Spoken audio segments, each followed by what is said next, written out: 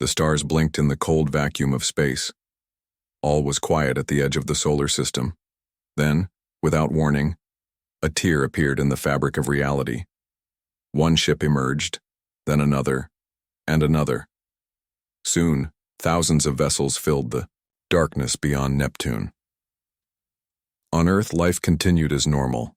People went to work, children played in parks, and politicians argued about taxes. No one knew that humanity's greatest test was about to begin. At NASA headquarters, a young technician named Peter Collins stared at his monitor. His eyes grew wide as he saw the readings from the deep space sensors. "Sir, you need to see this," Peter called to his supervisor. Dr. Lisa Brown hurried over, coffee sloshing from her mug. When she saw the screen, the mug slipped from her fingers and shattered on the floor. "Call the director now." Within hours, the news had reached the highest levels of government. President Samuel Rogers sat in the Situation Room, surrounded by his advisors and military chiefs. "How many ships?" the president asked, his voice steady despite the fear twisting in his chest. General Natalie Wells, head of the newly formed United Space Command, pointed to the display. "Over 14,000 vessels detected so far, sir. Nothing in our arsenal can match even one of their larger ships. We estimate their technology is at least 2 centuries ahead of ours." The room fell, silent. Humanity had built only 143 space-capable vessels with any defensive capabilities. "What do they want?" asked the president. As if in answer, every screen and device on Earth flickered. Television shows, computer monitors, phones, and tablets all displayed the same image: a tall, blue-skinned alien with 4 eyes and elaborate armor. "People of Earth," the alien spoke in perfect English. "I am Admiral Zorthak of the Galactic Hegemony. Your world has been chosen for resource extraction and colonization. You have 14 Earth days to surrender. Representatives will be allowed to negotiate terms. Resistance is futile and will result in planetary sterilization." The screen returned to normal, leaving billions of humans in shock. At the United Nations emergency session, representatives from every nation gathered to form a response team. They needed someone who could represent humanity, someone with knowledge of both diplomacy and strategy. Frank Wilson had not expected to be called back to service. At 58, the retired Navy commander had been enjoying his quiet life teaching history at Georgetown University. But his experience in international negotiations during the water wars of 2031 made him the perfect candidate. "Ambassador Wilson," UN Secretary General Maria Diaz said, "you'll lead our diplomatic team. But understand this: we're buying time, not surrendering." Frank nodded grimly. "I understand, Madam Secretary, but I'll need information. Anything we can learn about these aliens could give us an edge." While politicians planned, others took action. At NASA's Advanced Propulsion Lab, engineer Sofia Garcia hadn't slept in 36 hours. She studied the alien transmission, looking for any clues about their technology. "There's something odd about their communication signals," she muttered to herself, analyzing the data patterns. "They're using some kind of quantum entanglement, but there's a strange fluctuation every 3.7 seconds. Sophia's colleague, Dr. Ethan Porter, looked up from his workstation. "What does it mean?" "I don't know yet," she replied, "but every system has weaknesses. We just need to find theirs." 7 days after the ultimatum, a small shuttle was permitted to dock with the Hegemony flagship. Frank Wilson led a team of 5 representatives, including linguists, scientists, and military advisors. Admiral Zorthak towered over the humans as they entered the massive command chamber. Alien crew members from 7 different species worked. At stations around them, some humanoid, others completely foreign in form. "Ambassador Wilson," the Admiral said, his 4 eyes blinking in sequence, "your species surprises me. Most races beg for mercy within hours of our arrival." Frank maintained his composure despite his racing heart. "Humans have a long history of facing challenges, Admiral. We prefer conversation to conflict when possible." The alien made a sound that might have been laughter. "Admirable but irrelevant. We have conquered 28 star systems before yours. All eventually submitted or perished." Then perhaps you'll indulge my curiosity, Frank said carefully. Why bother with negotiations at all? With your obvious power advantage, why not simply take what you want? Zorthak's upper eyes narrowed. Efficiency. Willing subjects require fewer resources to manage than conquered ones. Besides, your species has shown remarkable creativity in certain areas. Some of your people may prove useful to the hegemony. Throughout the meeting, Frank asked questions that seemed innocent but were carefully designed to gather information. He learned that the hegemony had been expanding for over 3 centuries, that they valued hierarchy above all else, and, most importantly, that they considered humans primitive and harmless. Meanwhile, on the shuttle, Dr. Julia Adams secretly scanned the alien vessel's systems while pretending to monitor human life signs. Every bit of data was encrypted and transmitted back to Earth in bursts hidden within standard communication protocols. When they returned to Earth, Frank delivered his report directly to the United Nations Security Council. They're arrogant, he explained. They've never lost a conflict and don't believe we can harm them. Their technological advantage is massive, but their tactics are rigid and predictable. They expect us to either surrender or fight conventionally, and lose. General Wells shook her head. Then we're doomed. We can't match their numbers or technology. No, Frank agreed. We can't. But humans have always excelled at asymmetric warfare. We don't need to match them. We need to surprise them. At that moment, Sofia Garcia burst into the meeting room, ignoring the protests of security guards. I've found something, she announced breathlessly, holding up a data tablet. Their shield technology relies on a specific quantum frequency pattern. If we can disrupt that pattern, even our smaller weapons might be effective. President Rogers looked around the room at the assembled leaders. Options? We fight, General Wells said firmly. We use every trick, every resource, every bit of human ingenuity we possess. And if we lose? Someone asked. Frank Wilson stood up. Then we lose knowing we did everything possible to protect our home. But I've looked into the Admiral's eyes. They expect us to follow their rules of engagement. They expect us to lose. He smiled grimly. Let's show them how humans fight when everything is at stake. The president nodded slowly. Very well. We have 7 days to prepare. God help us all. Outside, night fell over a planet united in purpose for the first time in human history. Ships were retrofitted, weapons designed, and plans made. Humanity prepared for the greatest fight of its existence, against an enemy that outnumbered them 100 to. The odds were impossible. But then again, humans had always been good at beating the odds. The world had just 6 days left before the hegemony's deadline. For the first time in history, nations put aside their old fights and worked together. Former enemies shared military secrets. Scientists freely gave away discoveries that would have made them rich. In Washington, D.C., General Natalie Wells converted the Pentagon's largest room into the Earth Defense Command Center. Screens covered the walls, showing the positions of both human and alien ships. The difference in numbers was shocking. We need more ships, she said to her team. Anything that can fly and carry weapons. Colonel Paul Martinez, her chief of operations, looked grim. We're converting everything we can. Cargo shuttles, mining vessels, even private spacecraft. But we're still outnumbered at least 100 to 1. The general's eyes hardened. Then we make each of our ships count for 100 of theirs. At NASA's Advanced Propulsion Lab, Sofia Garcia hadn't left the building in days. Food containers and empty coffee cups surrounded her workstation. Dr. Ethan Porter worried about her health but knew better than to suggest she rest. I've got it, Sofia suddenly shouted, jumping up from her chair. The fluctuation in their quantum signals, it's not random. It's a synchronization pattern for their shield generators. Ethan rushed to her side. Are you saying we can disrupt their shields? Maybe, she replied.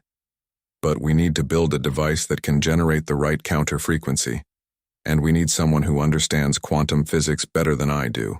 That someone was Dr. Richard Daniels, a brilliant physicist who had been working on quantum weapon systems before the alien arrival. Within hours, he arrived at the lab, bringing his research team and equipment. Richard examined Sofia's findings. This could work, he said after several hours of calculations. But we'd need to get very close to their ships. The effect would drop off rapidly with distance. Sophia smiled for the first time in days.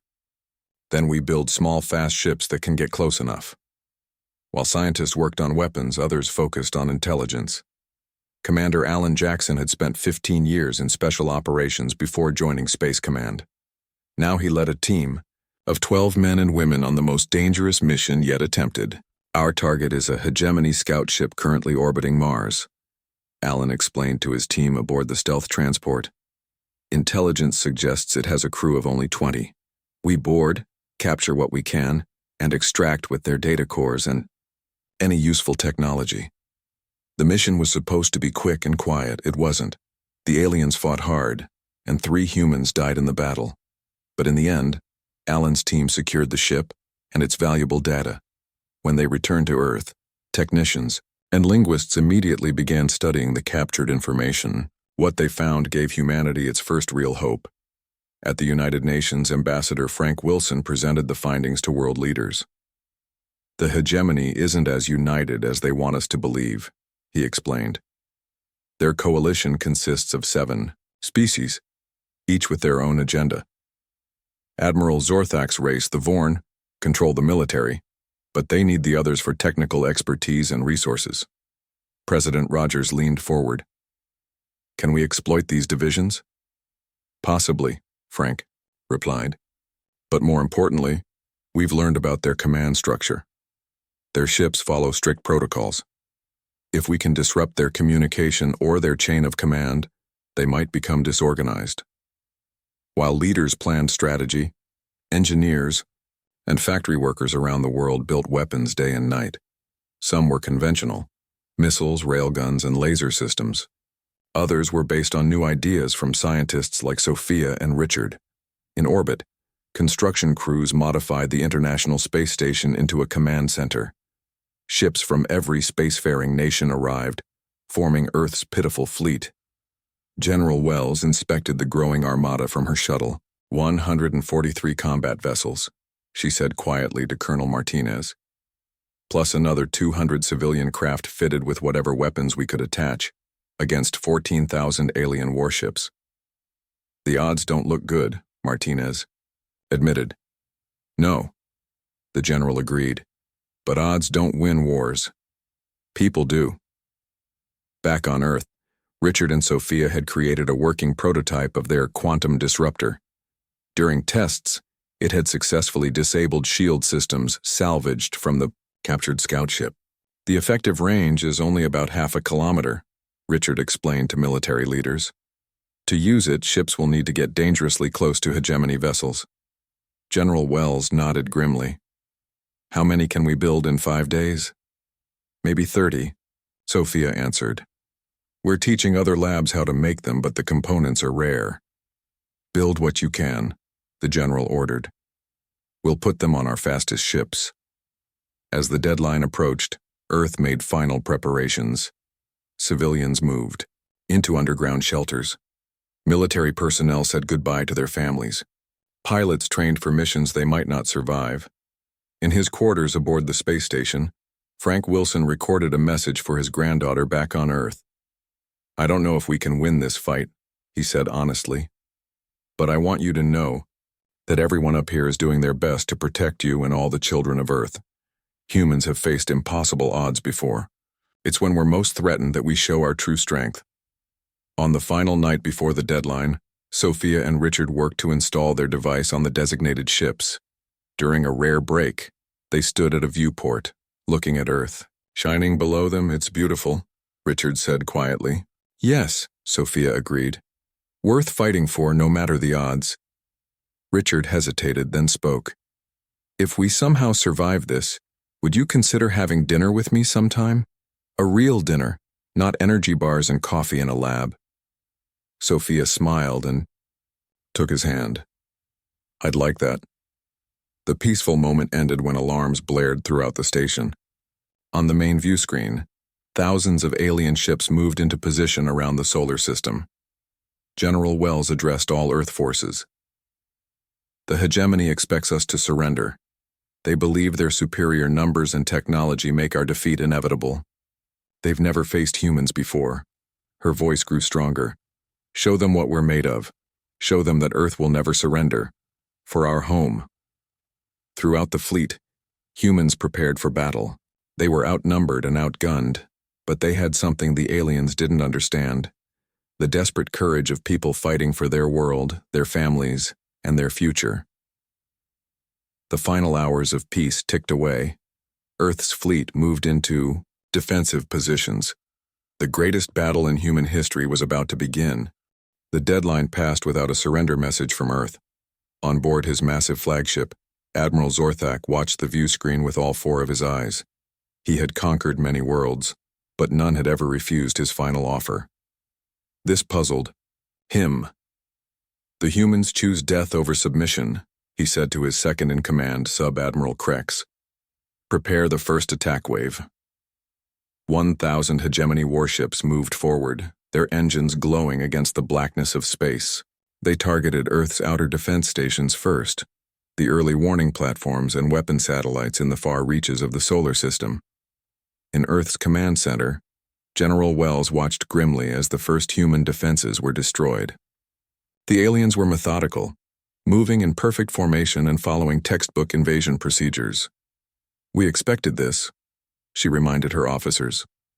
Let them think they know how this battle will go. As the hegemony fleet pushed deeper into the solar system, they met their first real resistance. Earth's ships, vastly outnumbered, did not engage in the way the aliens expected. Instead of forming a defensive line, the human vessels attacked in small groups from multiple directions.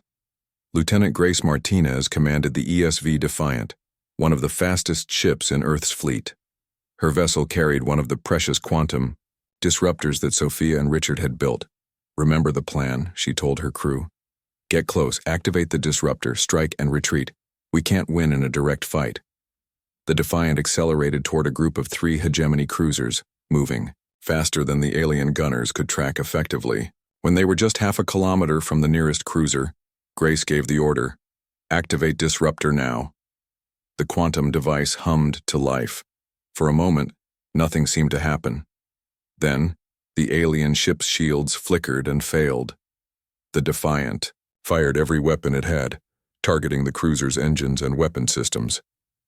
As the alien ship began to break apart, the Defiant was already speeding away toward its next target. Similar scenes played out across the solar system. The quantum disruptors worked, but only at close range. Human ships had to make dangerous attack runs, and many did not survive. But for each Earth vessel lost, they managed to damage or destroy multiple hegemony ships. Admiral Zorthak received reports of the unexpected losses with growing anger. How are they disabling our shields? He demanded. Their technology should be primitive compared to ours. His science officer had no good answer. We're studying the effect, Admiral. It appears to be some kind of quantum interference. Meanwhile, Ambassador Frank Wilson was on a more secret mission. The captured scout ship, now crewed by humans, was following Alan Jackson's plan. Using the alien ship's identification codes, they slipped past the outer lines of the hegemony fleet. So far, so good, Alan said quietly, though sweat beaded on his forehead. They think we're one of theirs. Frank nodded tensely. Let's hope it stays that way until we reach the command section. Their mission was dangerous but vital. Plant misinformation in the hegemony's communication networks and gather more intelligence about their fleet structure. Back on Earth, Sophia and Richard worked frantically to build more quantum disruptors. They had taught other facilities how to create them, but the process was slow and delicate. We need more time, Sophia said, exhaustion clear in her voice. Richard squeezed her shoulder gently. The fleet is buying us that time. We have to make it count. In space, the battle grew more intense. Despite humanity's clever tactics, the sheer numbers of the hegemony fleet were overwhelming. For every alien ship destroyed, Earth lost precious defenders that could not be replaced. Lieutenant Grace Martinez and the Defiant had just disabled their 5th enemy vessel when disaster struck. A hegemony destroyer detected them and fired a plasma beam that tore through their hull. Engine room hit, her tactical officer shouted over the blaring alarms. We're losing power. Grace made a quick decision. Divert all remaining power to the quantum disruptor and weapons. Set collision course with the destroyer. Her crew looked at her with understanding in their eyes. No one objected. The damaged Defiant accelerated toward the much larger destroyer. The alien ship fired again, further crippling the human vessel, but couldn't stop its approach. When they were in range, Grace activated the disruptor one last time. "For Earth," she said quietly, as the Defiant rammed into the destroyer's unshielded hull. The resulting explosion destroyed both ships. Across the battlefield, Admiral Zorthak observed the human tactics with growing concern. These creatures fought differently than any species he had encountered. They sacrificed themselves willingly, used unpredictable attack patterns, and seemed to target his fleet's command structure. They are not fighting to win, he realized suddenly. They are fighting to hurt us as much as possible before they lose. What the Admiral didn't understand was that humans were also fighting for time. Frank Wilson and Alan Jackson's team had successfully infiltrated deep into the hegemony fleet.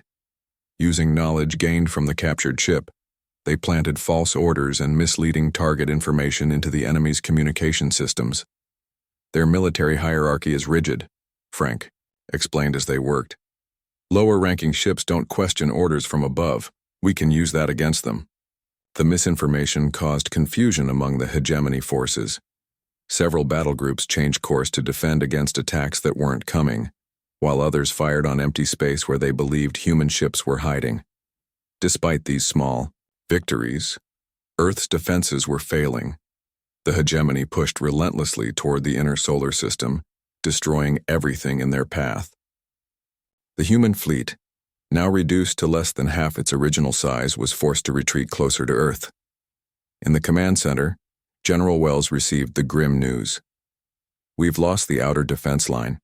The moonbase reports hegemony ships approaching their position."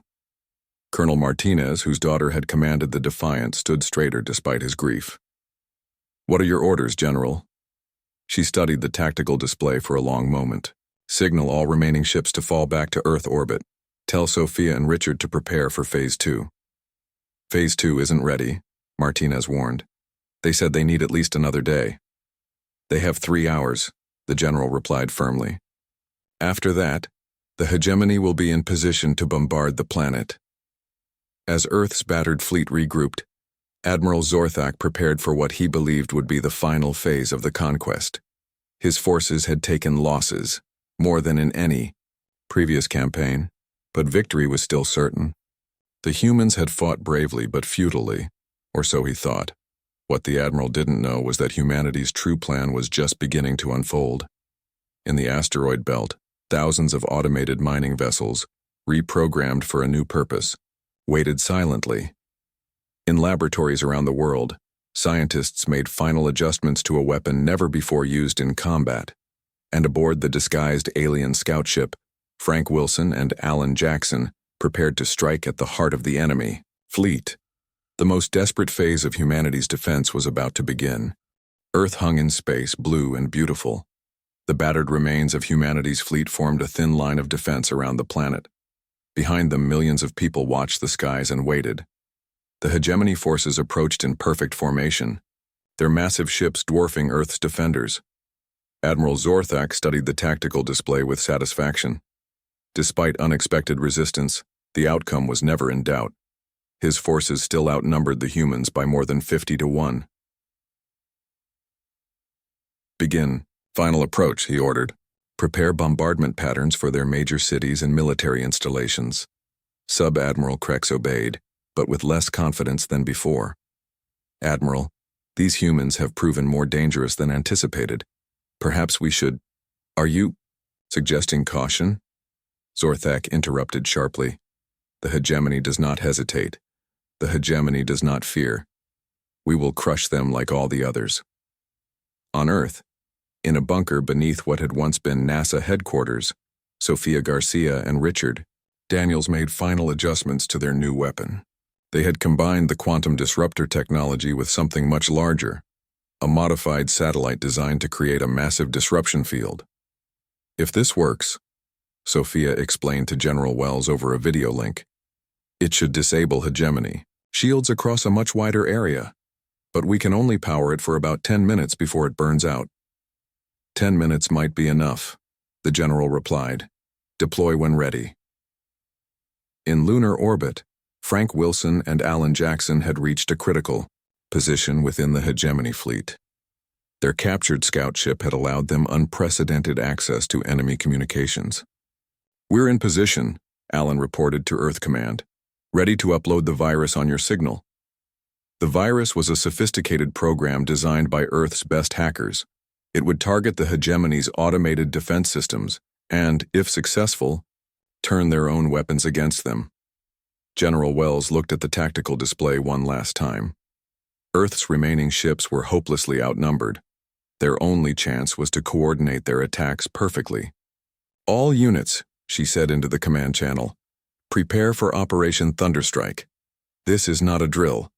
I repeat, this is not a drill. Across the solar system, hidden assets moved into position.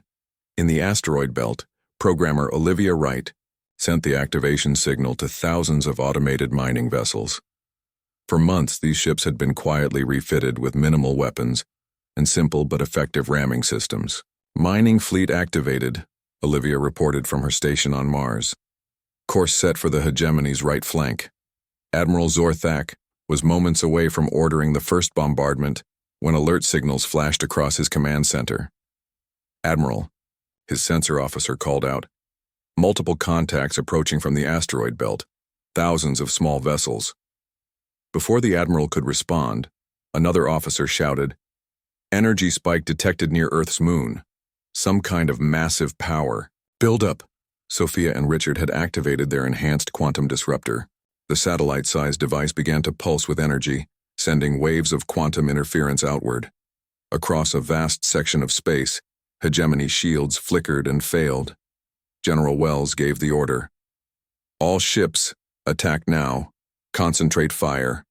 On their command vessels. Earth's fleet surged forward. Though small in number, they struck with precise coordination, targeting ships identified through Alan's intelligence. Without shields, the hegemony vessels were suddenly vulnerable. At the same time, Frank and Alan activated their virus. Throughout the alien fleet, automated defense systems began to malfunction. Weapon turrets swiveled to target friendly ships. Navigation systems sent vessels on collision courses with each other. Admiral Zorthak watched in disbelief as chaos spread through his perfect formation. What is happening? Restore order immediately. But there was little his officers could do. The coordinated attack from multiple directions had caught them completely by surprise. From the asteroid belt, thousands of automated mining ships slammed into the hegemony's flank. Each mining vessel was small and lightly armed, but there were so many of them that the aliens couldn't stop them all. They crashed into engines, weapon systems, and command centers, causing massive damage. Richard and Sophia monitored their quantum disruptor from Earth. The device was already beginning to overheat. 5 minutes until failure, Richard reported, grimly. Sophia gripped his hand. Make them count. In space, the hastily completed ESV Reckoning, carrying an improved quantum disruption field, pushed deep into the heart of the enemy fleet. Its captain, a veteran named Sam Lewis, had volunteered for what everyone knew was likely a suicide mission. Getting interference readings from the main disruptor, Sam reported. Activating our system now for maximum effect. The two quantum fields resonated with each other, creating a cascade that temporarily disabled shields on hundreds of hegemony ships. Earth's defenders seized the moment. Every remaining vessel fired everything they had at the suddenly vulnerable alien ships. The space around Earth lit up with explosions as dozens of hegemony vessels were crippled or destroyed. On the hegemony flagship, systems failed one after another. The virus had spread through their network, turning the ship's sophisticated automation against itself. We've lost control of defensive systems, Sub-Admiral Krex reported, panic in his voice. The humans have somehow infected our core processors. Admiral Zorthak stared at the tactical display in shock. His perfect fleet was in disarray. Ships collided with each other or fired on friendly vessels. Human attackers struck precise, devastating blows at critical targets. For the first time in his career, the Admiral felt fear, not just for the battle, but for the hegemony itself. These humans had done what no other species had managed.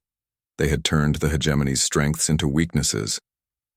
"Sound the retreat," he ordered quietly.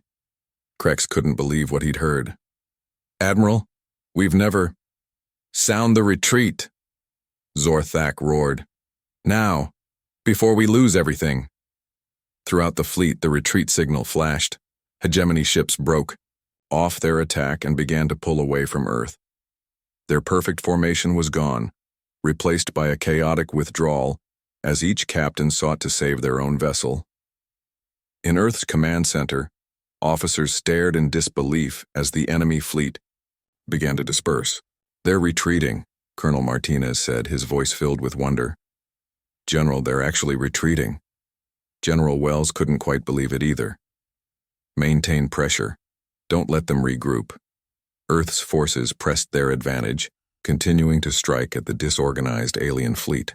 The mining ships from the asteroid belt harried their flanks, while the remaining military vessels targeted any ships that seemed to be attempting to coordinate the retreat.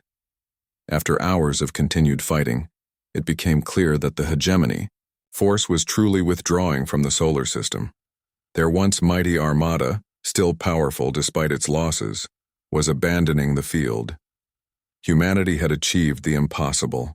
Outmatched in every conventional measure of military power, they had defeated an enemy that had never known defeat. As the last hegemony ships disappeared into the darkness of space, celebrations erupted across Earth. But those in command knew that this victory, while meaningful, might be temporary. "They'll be back," Frank Wilson warned the president during an emergency briefing. "Perhaps not soon, but eventually. And next time, they'll be prepared for our tactics." President Rogers nodded solemnly. "Then we'll be ready for them. We've learned that we can stand together against any threat, and we've captured enough of their technology to improve our own defenses." In orbit, recovery ships collected debris from destroyed hegemony vessels, precious alien technology that would help Earth prepare for the future.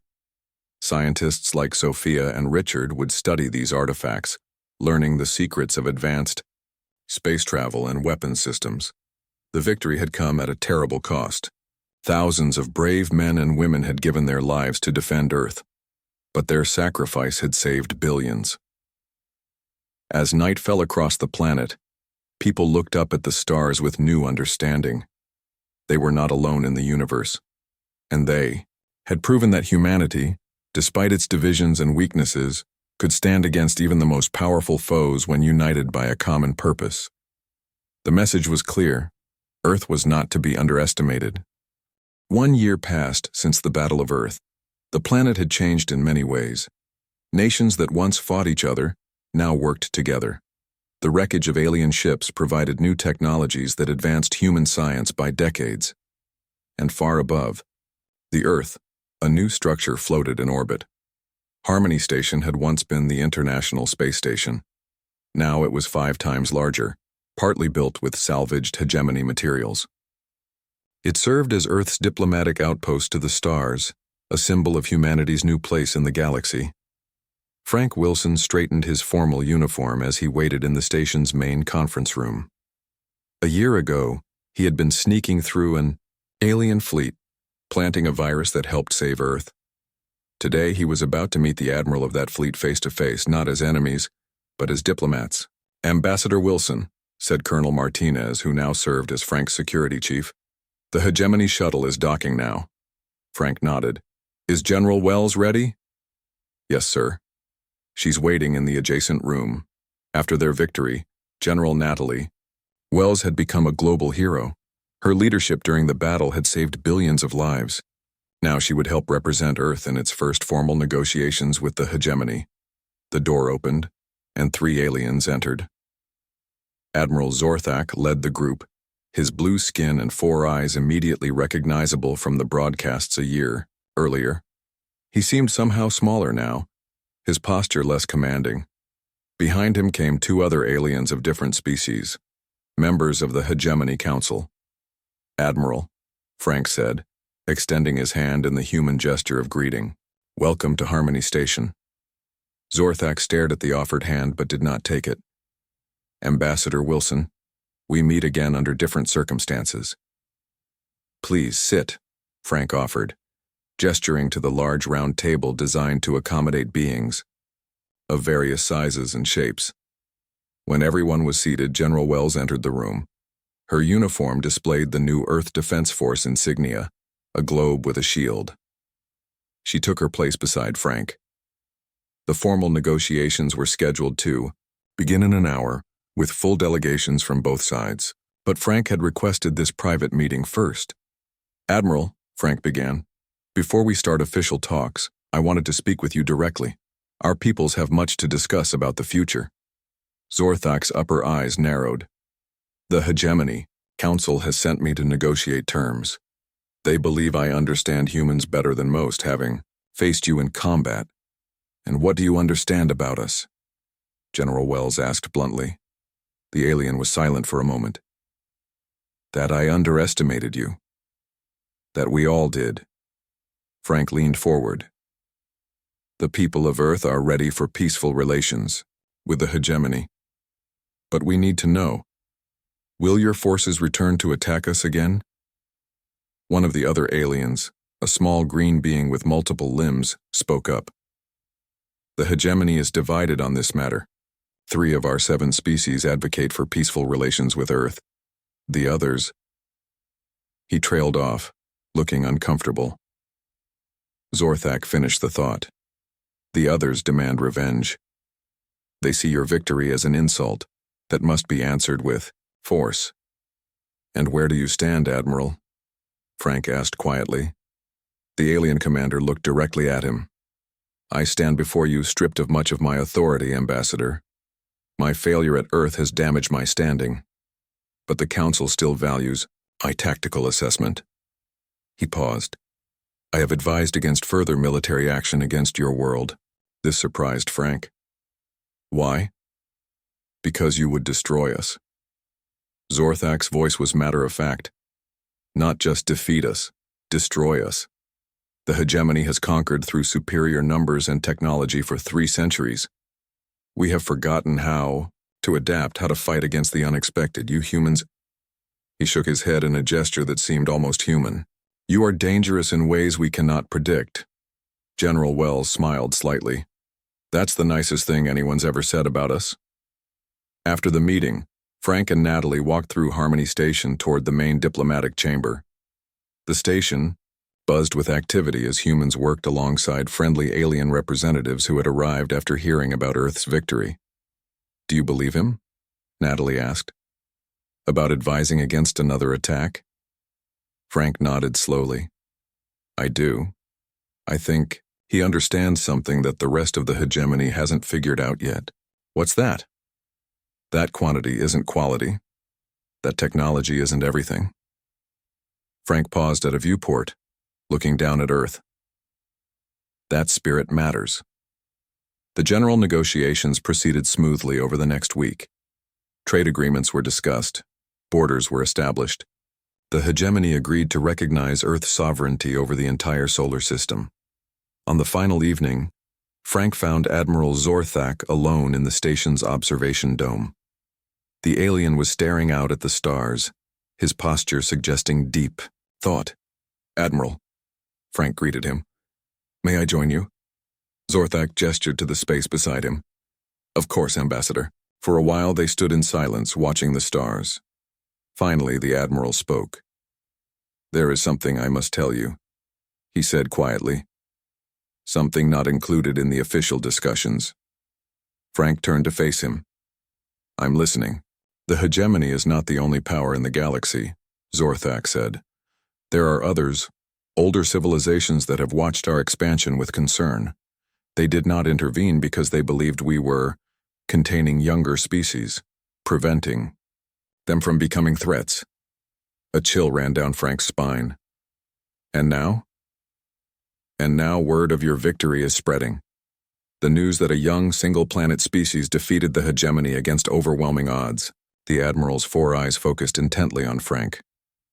Some will see this as proof that humans are too dangerous to be allowed to develop further. Are you saying we'll face more threats? Frank asked. Zorthak turned back to the stars. We had 100 to 1 odds and humanity destroyed us anyway. Remember that I warned you. There are darker forces in the galaxy who will see you as a threat now. They will not make our mistakes. On Earth, life continued to change and adapt. Sofia Garcia and Richard Daniels had married 6 months after the battle. Now they led Earth's most advanced research facility, studying the faster-than-light drive technology salvaged from hegemony ships. The principles are similar to what we theorized, Sophia explained to a group of international scientists. But they've solved problems we hadn't even identified yet. Richard added, at our current rate of progress, we could have a working prototype within 5 years. Elsewhere on the planet, defense preparations continued. Factories built new ships, using hybrid designs that combined human ingenuity with alien technology. Training academies taught pilots and crew for the growing Earth fleet. Humanity had faced extinction and survived. They had defeated an enemy that outmatched them in every conventional measure of strength. But Frank Wilson and others who knew the truth understood that this was just the beginning. As he returned to Earth after the diplomatic mission, Frank looked out at the vast darkness of space. Somewhere out there, ancient powers were taking notice of humanity. Whether they would come as friends or enemies remained to be seen. Either way, Earth would be ready. Humans had learned an important truth. When united by a common purpose, there was no challenge they couldn't overcome. No odds, too. Great to defy, the stars awaited them, with promise and peril in equal measure.